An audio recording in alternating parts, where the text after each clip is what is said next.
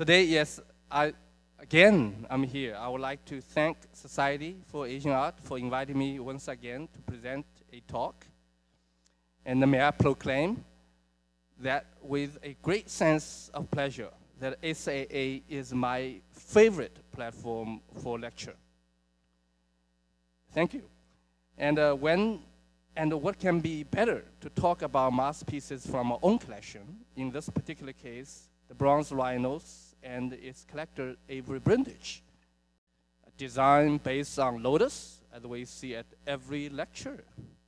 I once took a picture. I wonder if there was a logo before the present one and what it might have looked like. I have a hunch that it might have looked like this.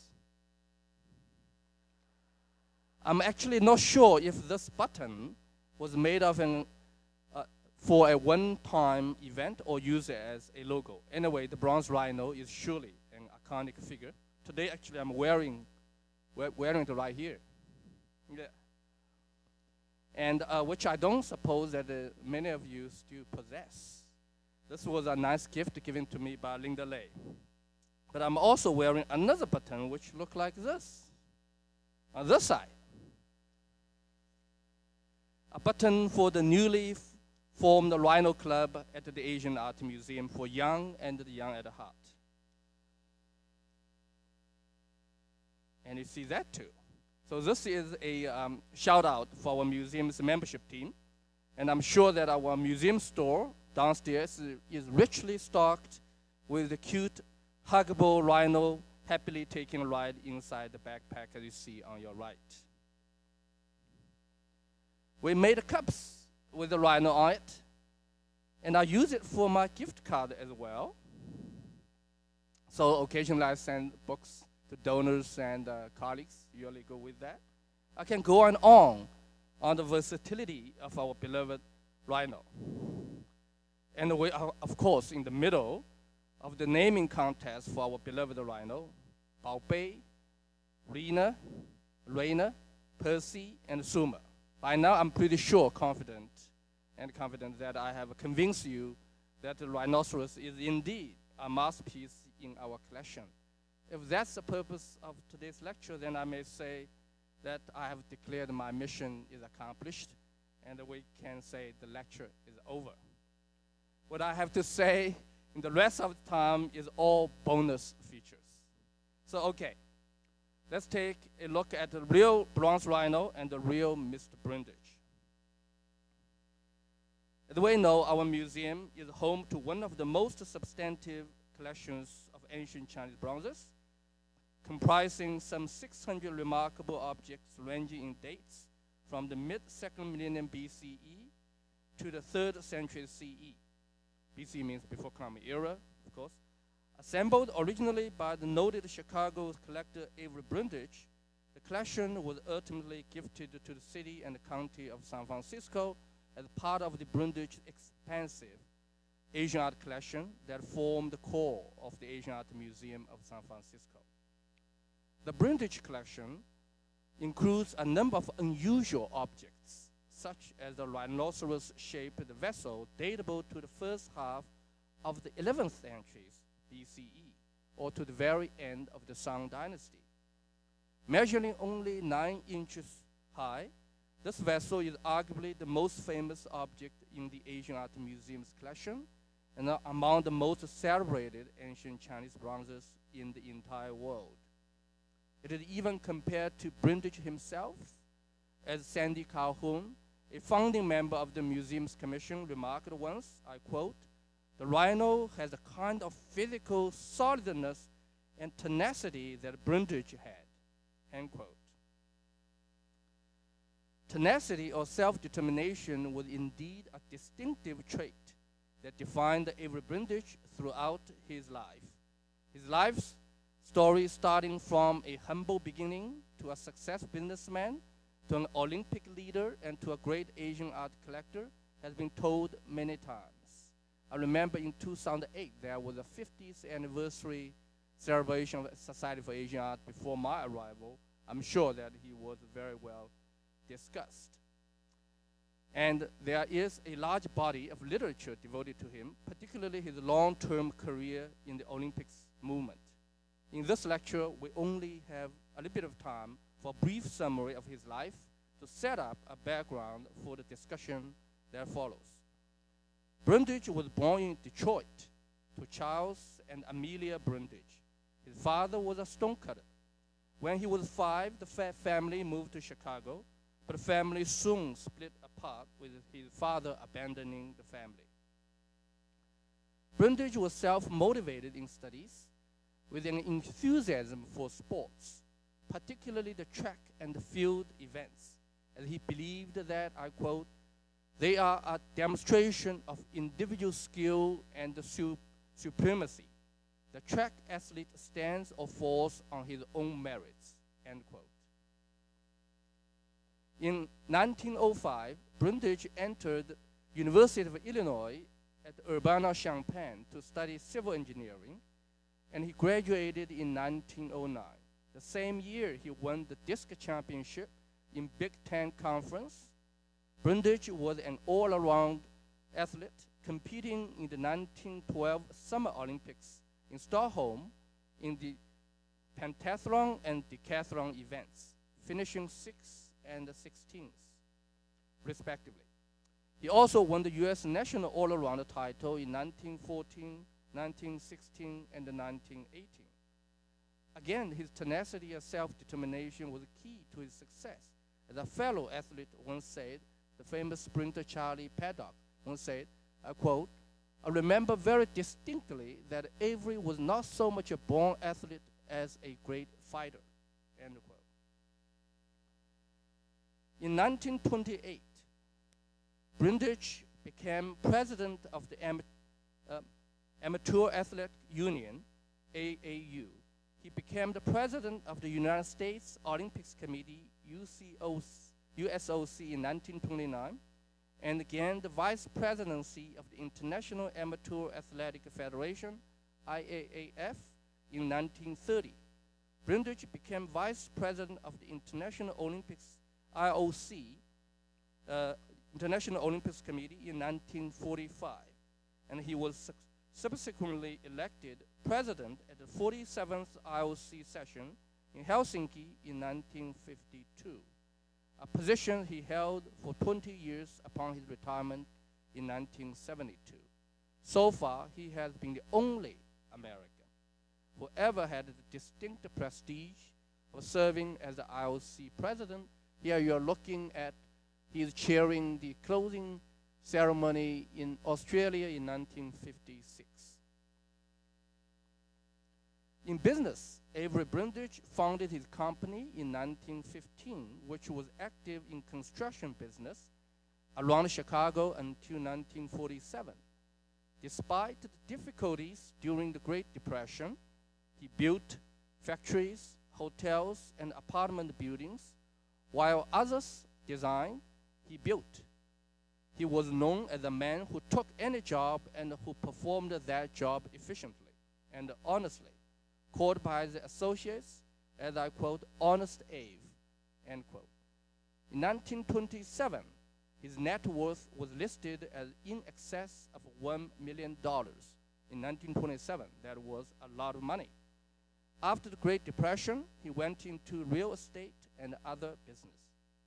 As early as 1937, Brundage allegedly had retired from the nitty-gritty of business, if you will, placing his assets in the hands of his trusted associates, and thus devoted himself to the Olympics and its ideal of amateurism in the original meaning of the word love. He applied the same passion to collecting Asian art, as we will discuss later. Nevertheless, Brundage was also a controversial figure, particularly in the international Olympics movement. He was widely criticized for attitudes expressed and the decisions he made as a member of the United States Olympics Committee and as president of the International Olympics Committee. For example, in 1936, he led the U.S. Olympics team to the Berlin Olympics game, believing that sports transcend politics despite widespread protests in the United States. That is also the Olympics games that African-American athlete Jess Helms won the gold medal. In 1972, he famously said, controversially, that the game must go on after the massacre of Israeli athletes by Palestinian terrorists. So you're looking at the US delegation in 1936 on your left, and you're looking at his speech in 1972, Munich. Once again, his audacity and tenacity in taking risks, no matter how controversial it was expressed in his administration of international sports. Now that we have had a brief sketch of other aspects of Brundage, let us turn to Brundage the collector, the bronze rhinoceros he collected. The vessel was apparently purchased by Brundage in 1952, the year when the vessel was published for the first time in English by Archibald Gibson Wenley, who was the first formally trained American curator of Eastern Asian art, solidly grounded in Asian language and culture. Wenley became director of the Freer Gallery of Art, Washington, D.C. in 1943 and served until 1962. Wenley began his article by stating, I quote, "Some time ago, Mr. Avery Brundage of Chicago was kind enough to show the writer an extraordinary Chinese ceremonial bronze vessel of the type Shizun, representing a rhinoceros." Shizun is a Chinese term meaning vessel of animal shapes. Clarence Shangrao, whom many of you may be familiar, who began working for the Brundage Collection in 1964 as a research associate, further specifies, I quote, "The Wenley article appeared the same year that Mr. Brundage had purchased that internationally renowned 10th century BC vessel commissioned by Zhou Xin, the last Song King. Mr. B had acquired this masterpiece from a globally connected Madison Avenue-based Chinese dealer. That Rhino vessel, Mr. B once said, in a rare private moment, cost me the equivalent price of buying 5 Cadillacs." And then Mr. B, end quote. Then Mr. B, of course, is Brundage. So, that globally connected Madison Avenue-based Chinese dealer mentioned by Shangrao was apparently Dai Fu Bao, or Jun Ze Tai, more commonly known in the West as J.T. Tai, a well-known dealer in Chinese antiquities in both Shanghai and New York in the first half of the 20th century. Therese Bartholomew, a veteran curator at the Asian Art Museum, who started her tenure in 1968, I believe, wrote, I quote, "In 1953, J.T. Tai sold Mr. Brundage the Song Dynasty rhinoceros for $20,000. In those days, the price was equivalent to 3 Cadillacs," end quote. Therese did not specify the source of her information for her statement in the article, and the object file for the rhinoceros at our museum unfortunately contains no such information as sailing bill, for example, or invoices. In an email exchange on February 12, 2009, Therese kindly informed me that she heard it from Clarence Shangrao. That the vessel was purchased from J.T. Tai was independently confirmed by Jeffrey Moy, who is based in Chicago, an art dealer who worked with Brundage toward the end of Brundage's life for selling duplicates and other objects that Mr. Brundage no longer desired to possess.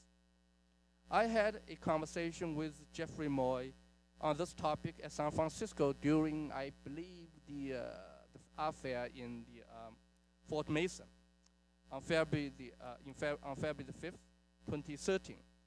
And he independently confirmed, indeed, it was purchased from J.T. Tai. However, J.T. Tai apparently moved his gallery several times. It was located at the 40 West 5th Street between 5th and 6th Avenue in 1951.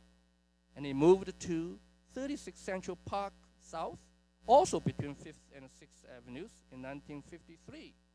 He evidently had moved to the Madison Avenue location by 1956, as he was shown here in his portrait taken at that gallery.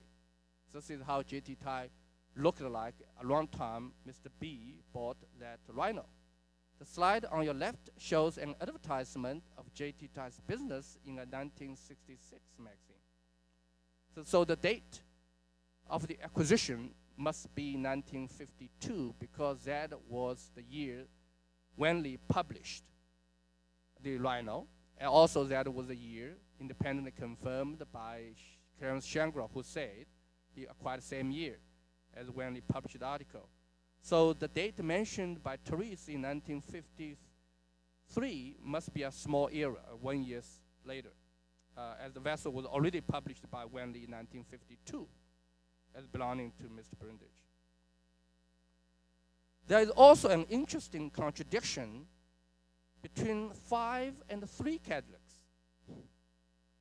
The most expensive, costly Cadillac then was the El Dorado, a stunning new convertible. I hope maybe some of you or your parents drove, that arrived at Cadillacs as a Cadillac style leader, and its ultimate prestige car from 1953 with a towering price tag of $7,750, while other Cadillacs ranged in $3,500 to $5,500 in price. At any rate, compared to the gigantic Cadillac, the miniature bronze Rhino was exceedingly expensive. For Mr. Brundage, you can literally put the Rhino in the trunk and it would disappear. So I think the price range, whether 3 Cadillacs or 5 Cadillacs, all depending on what kind of Cadillacs you are looking at. Right? So both statements equally valid. It's expensive, that's the thesis. And extraordinarily expensive for Mr. Brundage, because his stated motto for purchase was highest quality, lowest price, as he often liked to repeat to the dealers. Allegedly, Brundage, I'm not sure he was respectful enough, Brundage once commented facetiously that infant Buddha Shakyamuni taking his first 7 steps with one hand pointing up and the other pointing down, appropriately embodied his purchasing policy.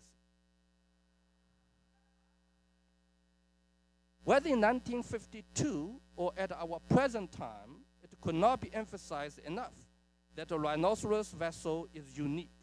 No other bronze in archaeological record or public or private collections is known to present as closely a naturalistic depiction of a real animal.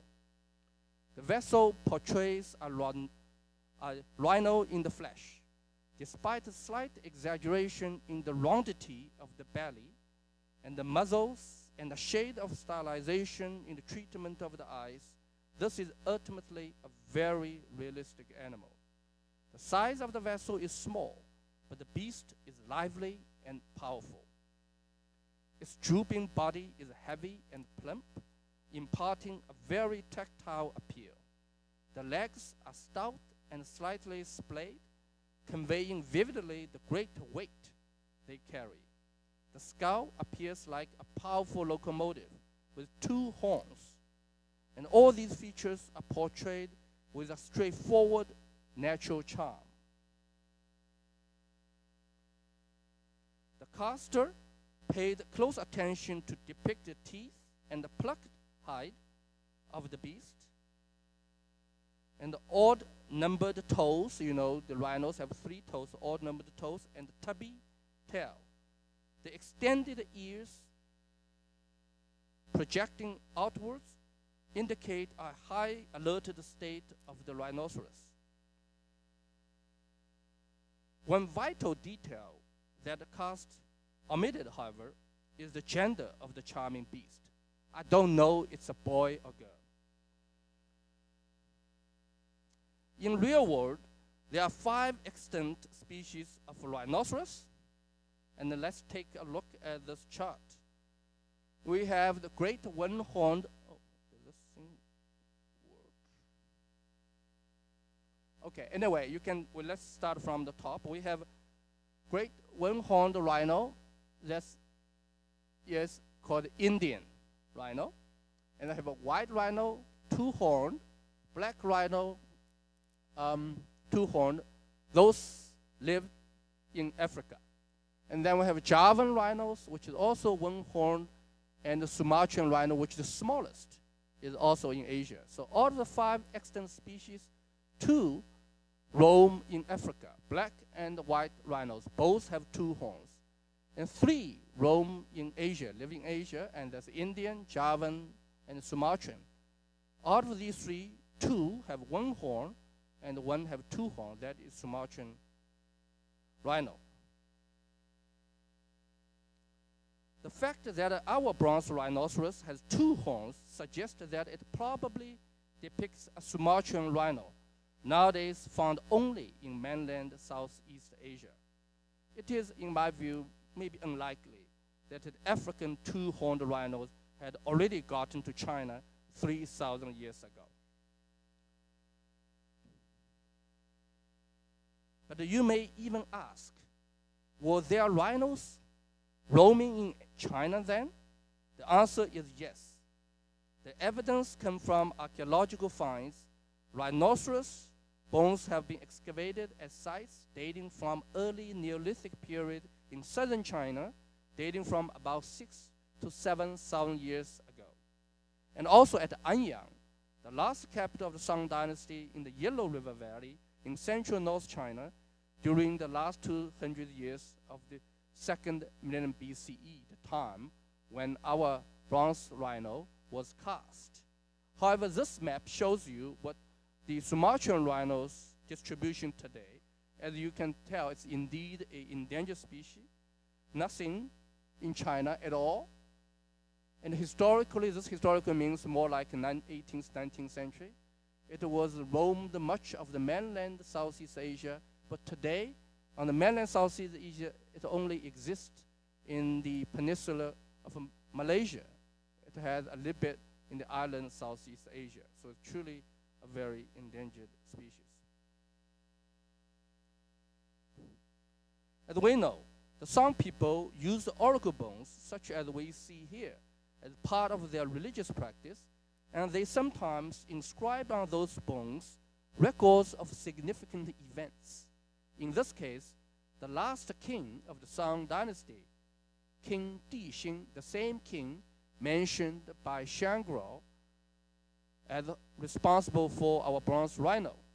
And in this particular piece of oracle bone inscriptions, the bones and the rubbings, the last Song dynasty king, King Dixing, or his father, the second last king, Di, had it inscribed on this piece of bone a record mentioning a hunt for and the capture of a rhinoceros.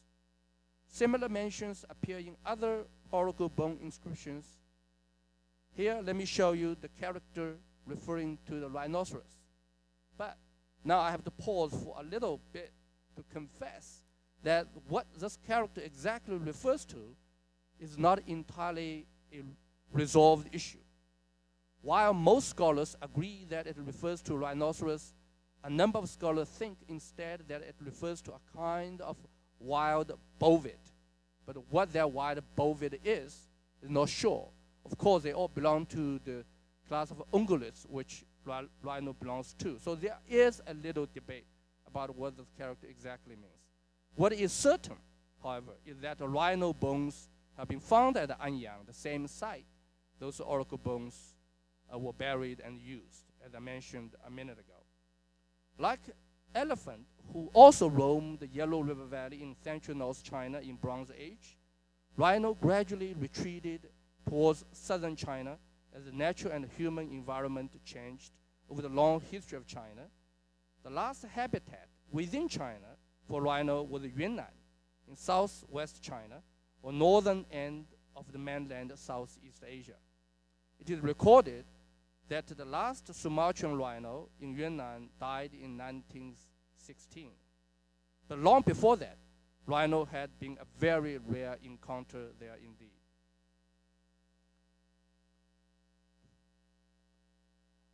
Mr. Brundage was on the outlook for the original of our Rhino as always. And this interesting postcard, which he sent from Johannesburg in South Africa when he was on a trip in 1972. And he sent it to a friend, a young friend, whose name is Jeffrey Moy, the person I mentioned, that confirmed for me that indeed Mr. Brundage bought a Rhino from J.T. Tai. This is Jeffrey Moy, his Chicago address in 1972. And this wonderful postcard that Mr. Brundage proclaimed, "We found him, the original. Greetings." Of course, here is a two-horned rhino, the white African rhino. I think there is a possibility or probability that Mr. Brundage was mistaken in this case, because our rhino is most likely a Sumatran rhino.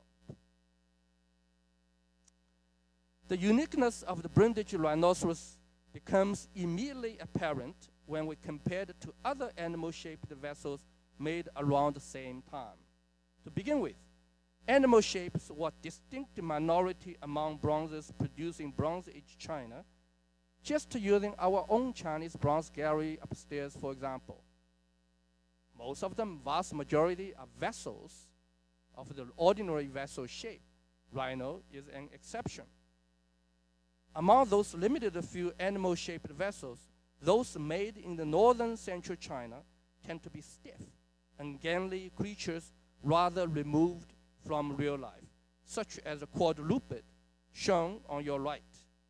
Cast with the posthumous name of a queen of the Song royal dynasty, this vessel typifies the northern convention in rendering animals. Yet it is hard to tell what it represents. Actually, if we look carefully, it is a composite. Its hind legs actually facing backwards. It belongs to another creature, and in this case, it's a bird. So front part is the whole thing is a quadruped.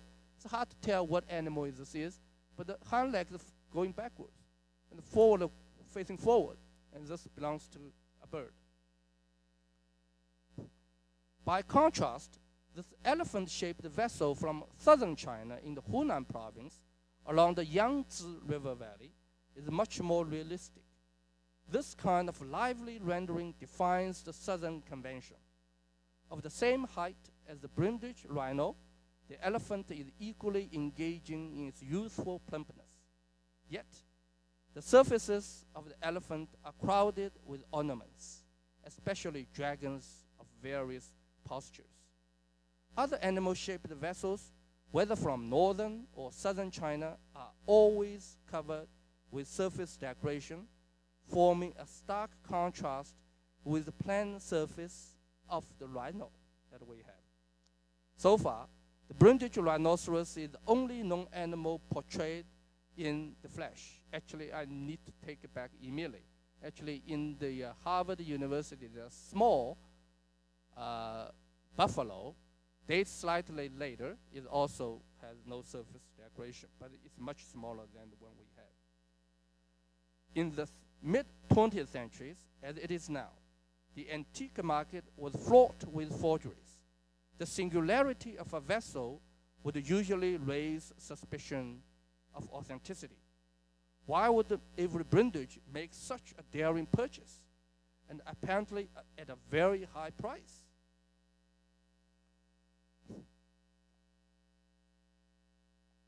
Brundage's love for Asian art came about rather suddenly and unexpectedly.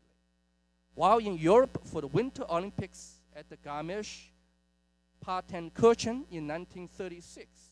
In 1936, there were two Olympics. One is winter, one is summer. He stopped in London and visited the landmark exhibition of Chinese art sponsored by Royal Academy of London, Burlington House.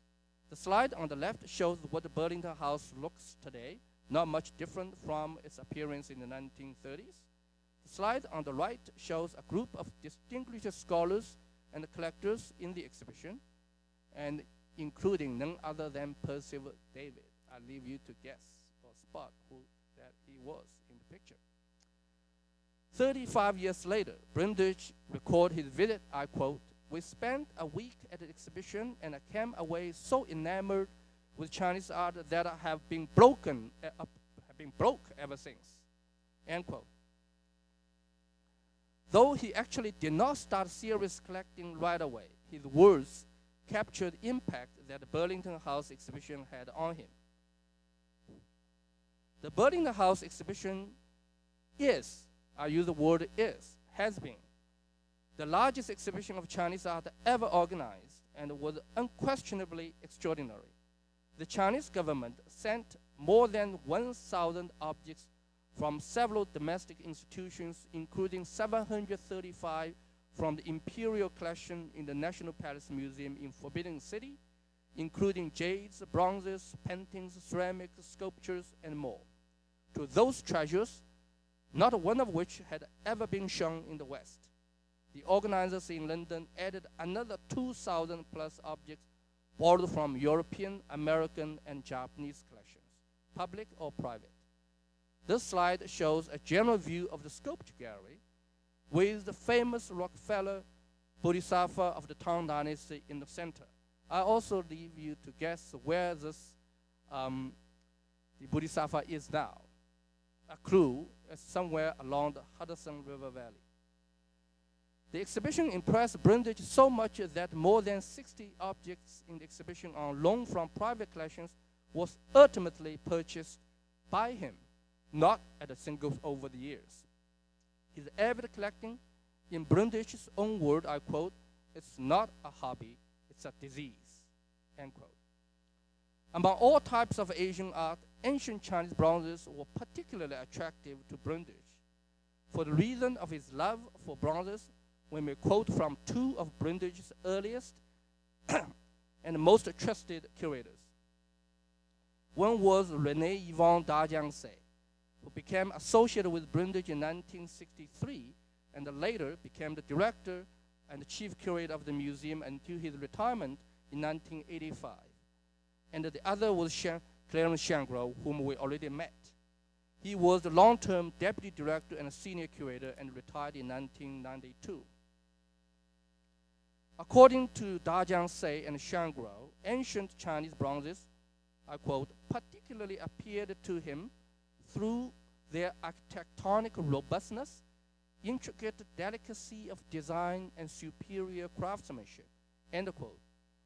Or he found in them, I quote, the perfection of anonymous craftsman's strength and potency mingled with primitive spirituality, end quote.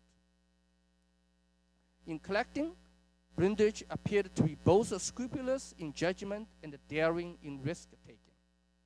Well aware of the fact that replicas and forgeries abound, Brundage became a dedicated student, accumulating an extensive library on Asian art and archaeology, and he was methodical, careful in purchase consideration.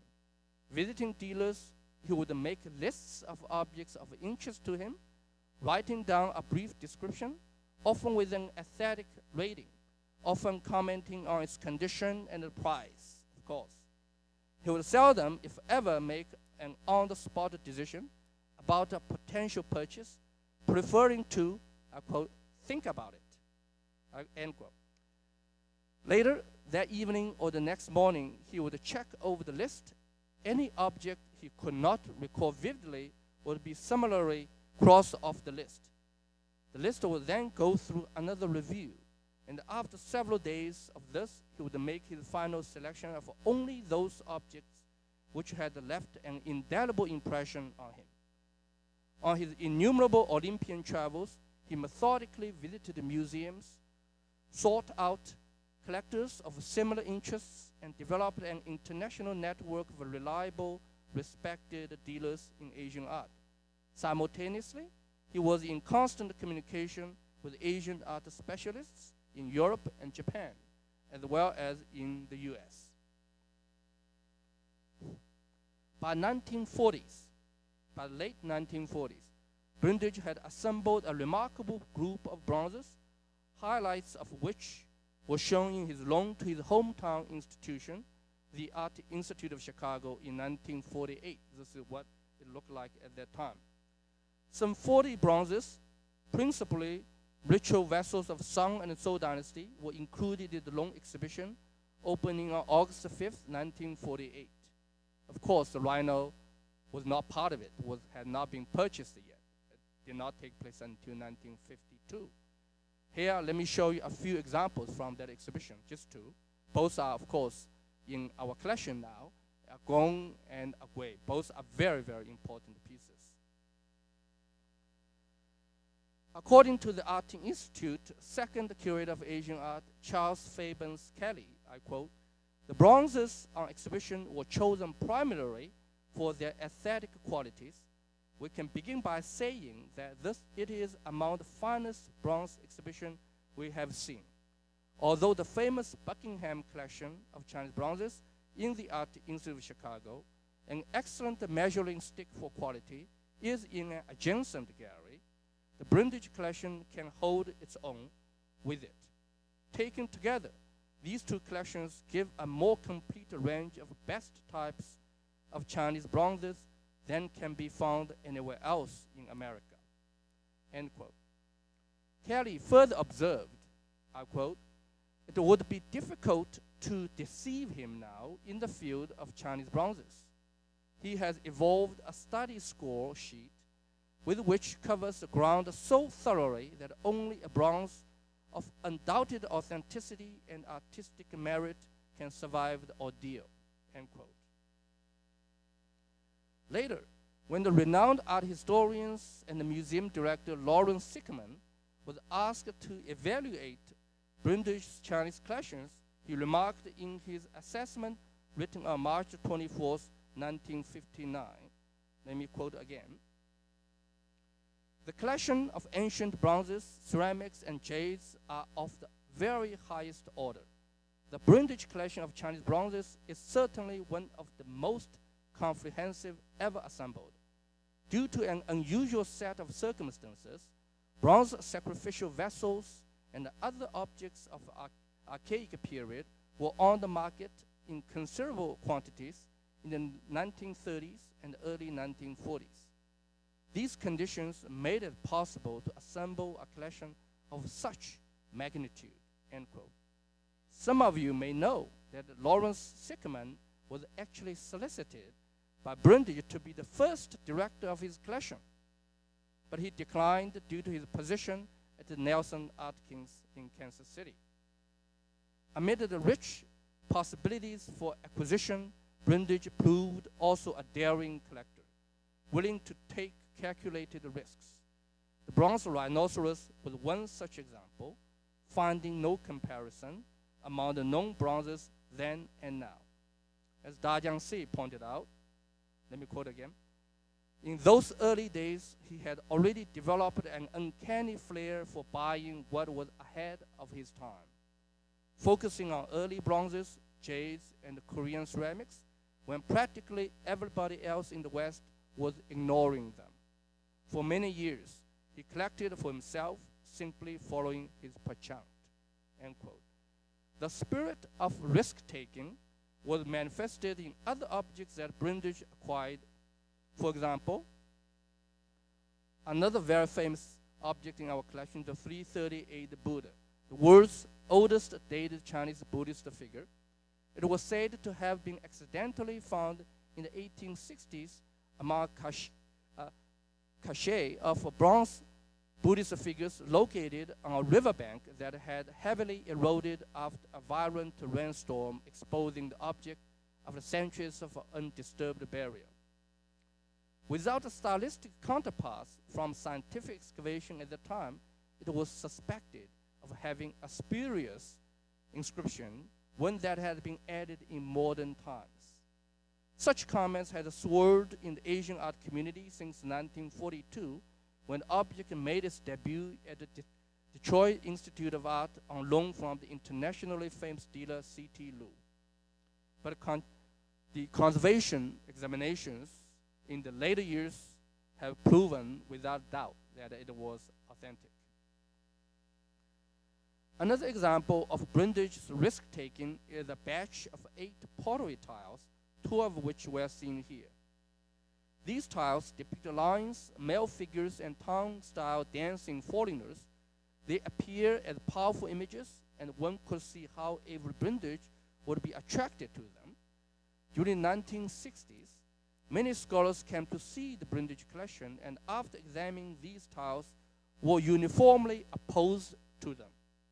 Thus, the tiles, I understand, lay buried in the storage until 1979, when Wenwu magazine, the Wenwu magazine being the foremost art historical and archaeological magazine of China, published an article on a temple in Henan province, named Shoudingsi, actually in Henan province, in the location called Anyang, the capital of the last Song dynasty. Of course, the pagoda is much, much later, more than 1,000 years later. The Shoudingsi, some 23 kilometers away from Anyang in the general vicinity. This temple was first established in the late 5th century AD, but it was renovated and resurfaced under the imperial decree of the Tang Emperor Taizong, the famous founding emperor of the Tang dynasty, who reigned between 629 to 649. The pagoda was faced with over 3,000 tiles, some of them identical to the ones in the Asian Art Museum's collection. During the 1920s, they were looted in large numbers because of their commercial value. When the report came out in 1979, Mr. B's face in the tiles and the curator's search for more knowledge were finally rewarded. They are Tang tiles of the second quarter of the 7th century AD. Once again, as shown in his sports career, Avery Brundage demonstrated tremendous tenacity, self-determination, and also audacity in taking risks in collecting art. Let's see what time. Okay. Now, let's return to look at the Rhinoceros again. While it is unique in its totality, it is related while other bronzes in several aspects. And it is those connections that help ascertain the authenticity of the vessel. The Rhino was a utilitarian vessel with a rounded cavity serving as a container. This is routine among animal-shaped bronze vessels of the time. The quadruped and the elephant we saw before were both vessels also. There was no true independent sculpture of animal at the time.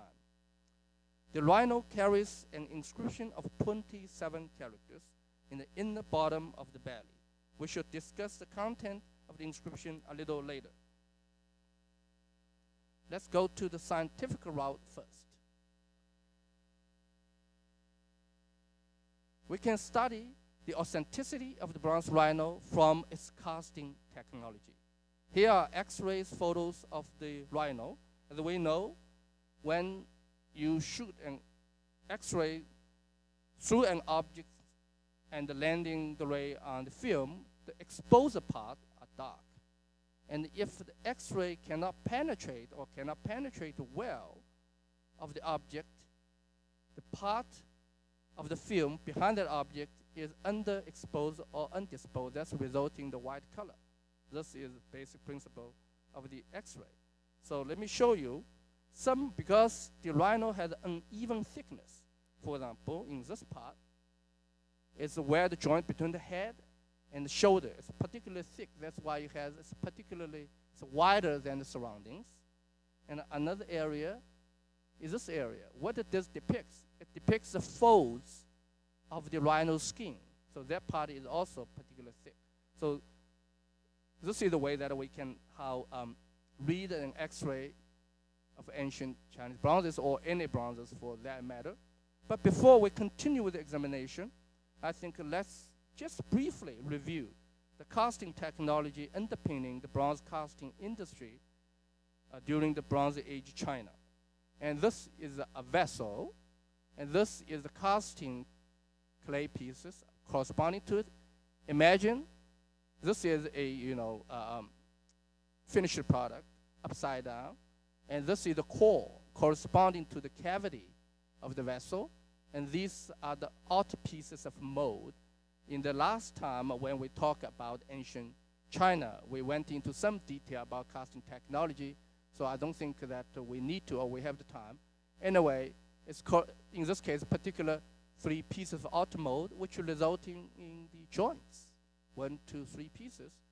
So you have to cast a vessel by assembling a mold assemblage composed on the outside pieces of mold. That's why the technology called piece mold casting technology. In this particular case, 3 pieces of auto molds. And you assemble these 3 pieces around a core, which is this one, the core corresponding to the cavity of the vessel. But the core must be suspended inside the outer piece of mold. If the core connected with the outer piece of mold and you pour bronzes into the space in between, then there's a hole. Any place that the core touches the outer piece of mold, the molten bronze could not fill, resulting in a hole. So how do you keep the core suspended in the mold assemblage? And that is one ingenious technology called using of spacers or chaplets. These are the scrap piece of metals put in between the core and outer piece of mold to suspend the core inside the mold assemblage. So when you pour the molten bronzes into it, it can fill every open space in between the core and the outer piece of mold, but also incorporating the Z spaces, several spaces, into the whole piece. When the molten bronzes cooled and solidified, it becomes one integral piece. So I hope this is clear enough for the use today. The point is that spotting spacer, existence of spacer, is a very important tool, because this understanding was not gained by historians and scientists until quite late in the 20th century. So let's look for spacers. So we have another picture of the Rhino X-ray photos, and we can look at spacers here. This is one. This is another one. So this one here. Why we can tell? Because the spacer started as a solid piece of metal. It is put inside the mold assemblage. The rest of the body are molten bronze. So when the molten bronze was poured into assemblage and cooled down, it does not form a continuous body. It leaves some seed, because one started in solid, the other started in liquid. That's why you can, through the X-ray, you can see very well. Sometimes you can see with naked eyes as well. Let's look at it again. This is a spacer, and that is a spacer as well. And this is X-ray of the inner bottom, shows where the inscription is. And it's very typical you find around inscriptions there are spacers. This is very clear. This is just another way of looking at the same spacers. It's very clear. This one is half hidden. What is that big white block over there? That's the feet. That's the leg of the rhino, because they're thick. So when X-ray goes through it, it cannot go through it. That's why it is not exposed. So also, in this particular angle, hides half of these spaces. There's a space on the other side. It's completely hidden in this picture by the X-ray. So this is a very, very assuring evidence that this rhino is authentic. But let's go further, not stop here. Another important feature in the fabrication of the Rhinoceros is numerous casting repairs seen on the vessels. You know, no matter how good one cast is, sometimes you make mistakes. There's holes in the finished product.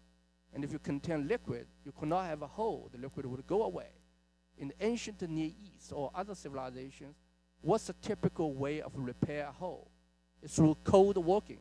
You get another piece of metal, and you make a plug and plug into the hole and hammer around it to cover the hole. The Chinese had a very peculiar way, actually not necessarily the most efficient way. They will make another small mold around the hole and casting a repair.